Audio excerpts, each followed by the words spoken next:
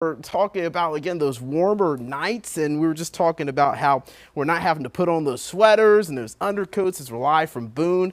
But I tell you what, that costume tonight is probably going to have you sweating a good bit. Yes, because even up there in the mountains too, those temperatures up around 70 degrees, but at least they're looking nice and sunny across the region here and no threat of any of those spooky showers up there, at least until later on tonight. More like after midnight and into tomorrow morning, tomorrow afternoon, we could start to see some spotty rain starting to move in, but no worries about widespread downpours or anything like that getting in the way of that cleanup and recovery over the western Carolinas, western part of the state, and any severe weather. No threat of that, so we can rest easy about that. Temperatures right now, we've got mid-upper 70s, some lower 80s as you look up into Concord, as Brandon was talking about. This is warm stuff for Halloween. Appropriately, lots of orange on this temperature map for this trick-or-treating day and night coming up. We've got 72 in Hickory, and as I said, close to 70 up there in the mountains. They've got 73 in Asheville. We were out there yesterday for our Helping Our Hometown show.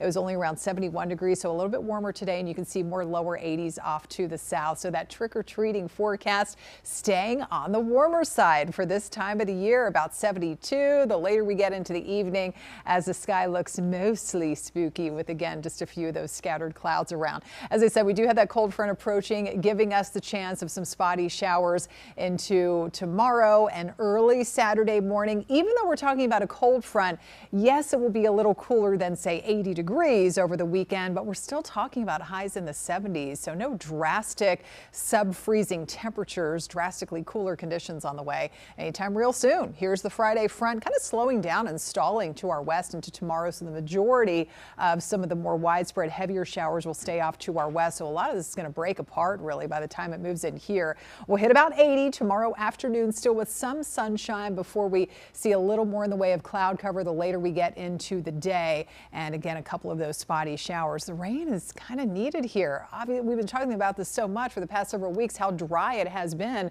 for this month of October. And now the latest look at the drought monitor shows some abnormally dry conditions in place, especially south of Charlotte. The rain outlook does look a little bit wetter as we advance into next week, especially to our south. So certainly more mentionable chances of rain coming up as we roll through next week and next weekend. But here's a look at future radar. So by 3 a.m. we could start to see a little bit of light rain moving into the mountains.